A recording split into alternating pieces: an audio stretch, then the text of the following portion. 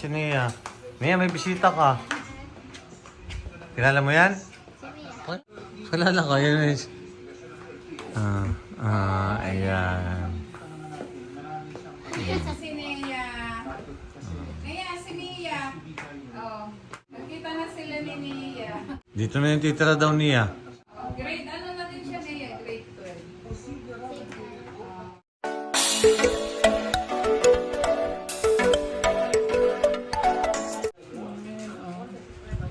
Okay naman, nakatulog ka na kanina. Kasama ni na ano din Maylin. Nakita na ni Sinea. Ngayon lang din dumating si Sinea. Si Gerard nandoon sa kabila. Pag ano, di papasyal na lang din yan dito. Oh. Nalulula naman yan eh. Nalula. Ay, panina naman, hindi. Tumalab na siguro yung bunamin. Dapat pag igagala nyo yan. Kaya nga, may bunamin. May bunamin. Nyo na yan nung 2 hours before. Oo, para tumalab. Di, si Russell, ganun din. Si Nalulula Russell, din. kahit si Russell din, nalulula Kasi naman basta ngayon. matagal na hindi nakakasakay. Hindi naman Oo, abay na ko lagi kami may baong plastic. Oo, si Russell May nalulula bunamin, yung... pinapainom namin ng bunamin. Nakamas iyon pag nakasakay sa kotse. Ayaw lang hinaamoy. Kaya nga. O ayan, si Daddy po. Hello. Oh, marami daw dito ang truck. Ang tawag din niya sa kotse, truck. Ang dami pala dito ang truck. Abay, tuwang-tuwa siya sa mga building. Pati si Gerald. Naghahanap ng puno. Sabi ko, yan yung puno dito, mga building. Hindi ka, usot ka din eh. Sa direk Amerikano nilalamig. Kaya nga, nagkukwento nga dyan si Lord J. Direk Italiano. Oo, may Amerikano nga daw kayong kasama. Hi, Mike! Nilalamig. May alaga pala kayo dyan. Nakakatuwa nga eh, oh. Oh, bakit aga para niyang matulog? Maaga na ito natutulog, alas 7. Ay taga-probinsya nga. Kumain na. Hi, Mike! Hi! Marunong ka na mag-vlog? Opo! Opo! Hello!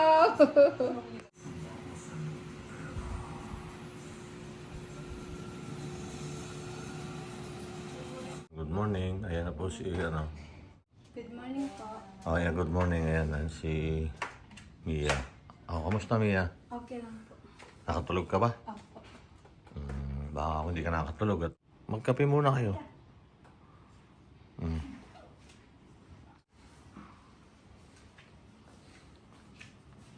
Good morning po sa ating mga kababayan na lagi po nakasuporta sa atin. Ayan, at kakamustahin po natin itong Marias kasama si Mia. Ayan po, nagkakape po yung tatlo. Kamusta Mia? Nakatulog ka ba ng maayos? Opo. Kasi magkakatabi po silang tatlo kasi gusto po nilang magkakatabi silang tatlo. Si Nia po kasi ay may pasok. Kaya sila muna yung magkakatabi doon sa kwarto. O, walang nahulog sa inyo? Ha, Russell? Kakasundo po kasi itong tatlo kasi sila magkakakilala. Kaya ganda yung ano nila.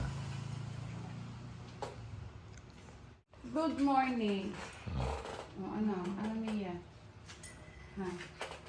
Tao si Mia eh. Ano, nakatulog ka? Baka kasi ako na mamahay.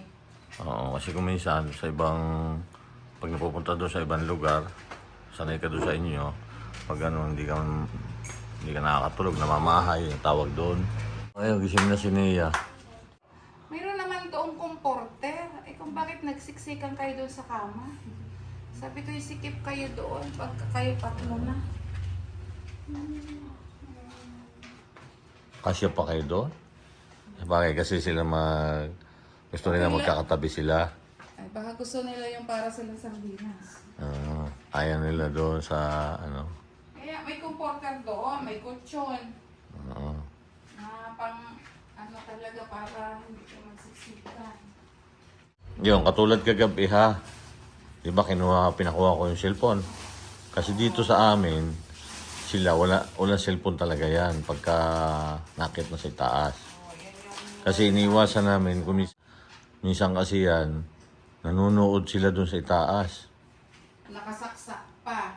Nanonood sila. Lalo yung isa nakasaksak. Baka mamaya siyempre babago ka dito, mamaya ang dalawa, wala silang cellphone, manood muna tayo. Wala na. Pero man talaga. Anong oras kayo makakatulog niyan? Ibig sabihin nagagalit kami. Ibig sabihin lang, kaya namin yung ginagawa, concern kami sa inyo. Kaya, yan, si Mia, pinapaalam ko na yung mga policy dito. Doon ka naman dito, titira sa amin, doon kila nanay. Doon may isa kayong bahay doon, nagsasama-sama kayo. So, ang amin lang, yung mga sinasabi sa inyo, yung mga policy ni PJ, ni Paul, ganun din dito sa amin. Kasi mahigpit kami pagdating sa pag sinabi, aral-aral lang kayo. May time ng pagsi-cellphone, may oras. Hindi yung munting kibot, dadamputin niyo yung cellphone. Sa halip na makapag-concentrate at pag nag-aaral kayo, halimbawa gamit niyo yung cellphone, hindi nag-i-scroll lang kung ano-ano. Huwag yung istorbohin yung inyong sarili. Hindi, kasi nga may mga notification doon na nadating. Oo, tapos dududutin Bubuksan mo ngayon yun. Ganon mo yung si Maylin. Kaya ngayon, pinagsasabihan kita. Iwasan na yun. Okay lang ngayon, bakasyon. Pero pag may pasok, Oo, okay lang manood kayo ng teleserye na pero hindi naman puro teleserye. kasi baka Yan nga, madala yung ninyo yun. Kaya ko yung napapagamit din ng cellphone ngayon na everyday, pinagre-review ko sila. Kasi gusto ko sila ay makapag-exam ng PEPT. Sa tingin ko naman, kaya naman na talaga nila. So, ma-skip lang nila yung grade 10 para gusto ko ngayon sanang year na ito, mag-grade 11 sila. Kaya. Kaya nyo yan. Kaya nyo, Ano Russell, yan. sabihin mo? Ano sasabihin mo? Kaya mo, Russell. Kaya mo yan. Tatawa-tawa kayo. Hindi yung nakikita ko kayo, manonood kayo ng teleserye. Okay lang yun, ha. Laging magkaroon, walang problema. Nasama doon. yung Ibig minsan sabihin, may ganun. Pero hindi yung buong araw doon na kayo nakapokus. Nagre-review. May Tapos review, kung sino-sino naman ang nakikita mo sa messenger, ay di istorbo yun. Pwede naman yun sa gabi. O misis, kumusta kayo mama, ganyan. Tapos na, hindi yung kung sino-sino pang buong barangay ang kausap mo. Hindi na yun, hindi na yun healthy. Ayan. Maraming magagawa. Hindi ko kayo sa pinipressure. May time kayo, pwede kayo mag-relax na pero yung problema ng kapitbahay ninyo, ng barangay niyo, problemahin ninyo, ay hindi na yun. Bahala na sila doon, huwag na kayong makialam, huwag na kayong makimarites. Si Mia ata kasi sanay na may cellphone doon sa kay Daddy Paul. 24/7. Ha? Naka-whole day ka ng cellphone doon? 24/7 yan doon eh. Ha? Oo, naka 24/7 ka sa kanila, bukas lagi cellphone mo? Oo. Sa PBT, sa PB House? Oo, kaya sanay yan Kaya doon. pala ngayon dito, doon, kasi walang pasok. Dito naman, ano ka lang kasi nga pagkagabi, inaano namin na Pero wag, oo. makatulog. Kasi mamaya, nandun kayo sa kwarto, ay nanonood pa rin kayo. Wala na kayo. Pagtingin sa oras ay alas 12 na.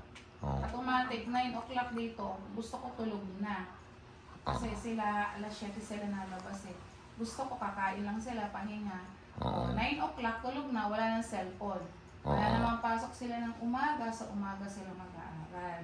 Dati ganon. Alas 12, 6 ang gising, maliligo sila, kakain, magwalis-walis dyan. Kasi pag namumonitor ko sila kahit wala ako dito. Tapos, mag-aaral na, dyan lahat sila sa lamesa. Yun ang ano nila. Alas 12, papasok na ulit sila. Pagdating uli ng gabi, kakain. 9 o'clock talaga, tulog sila. Walang tutulog ng alas 10 ano pa doon. Para kahapon yung nagtatanungan yan tungkol dito sa papasukan ni Kung tinatanong ni Mia, ano yung tatanong mo kahapon, Mia, sa kanila? Ha? Ano tatanong, Russell? Kaya talagang kung yung pagkakaiba din sa lugar namin or sa kanila dito.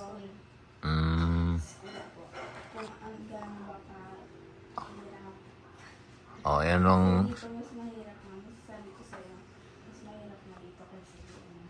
Dito mas advice dito kaysa doon. Ganito pa kayo. Hmm. Kasi doon, minsan, kasi minsan hindi tayo matuunan, gano'n. Pero kaya-kaya ni Mia. Pero sabi nga niya, parang di daw niya kaya.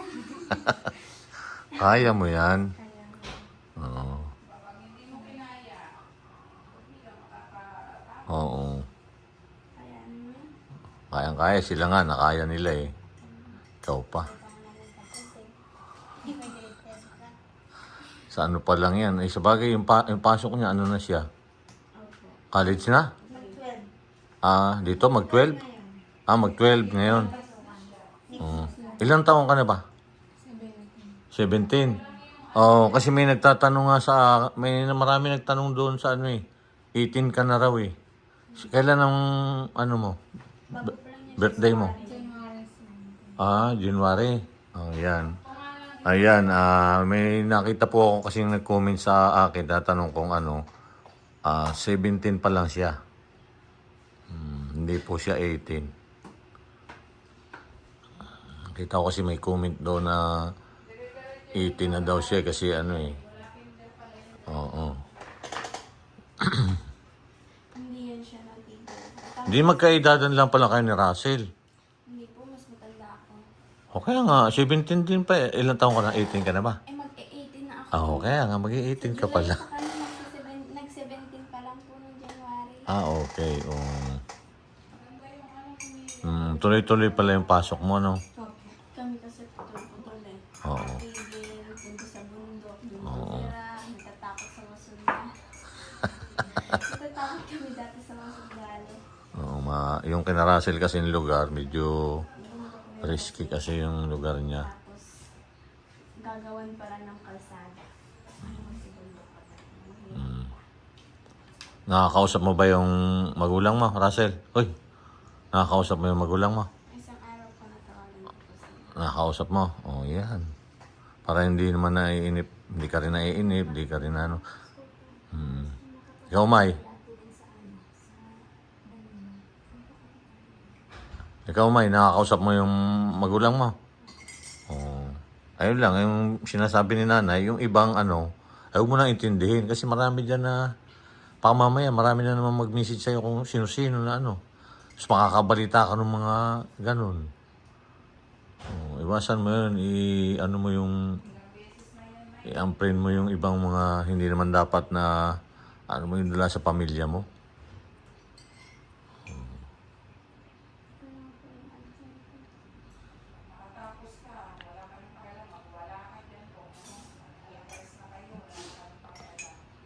Pag nakatapos na, di, wala na kami mong ano doon. Di kung sino-sino na yung ano yun, wala na kaming pakialam doon.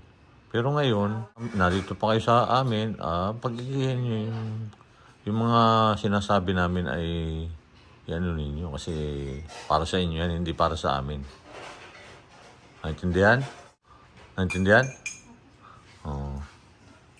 Ayan, ikaw din, Mia, ha? Kasi dito ka rin mag-aaral. Sa next year ata, dito ka na. Kayang-kaya mo yan. Ang masasabi ko lang, kayang-kaya mo yan. Kaya po. Kaya?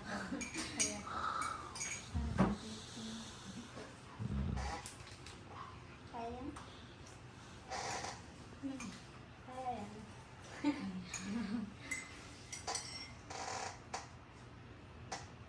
Tingin na kayong tatlo. Ano ko lang, Russell. 1, 2, 3.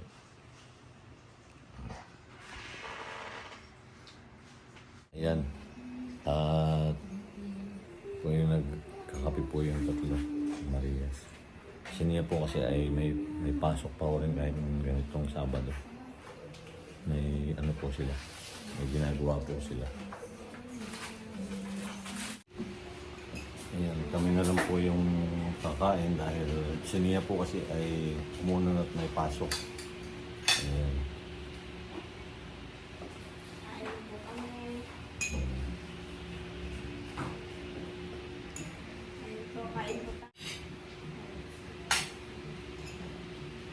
Pero marami sila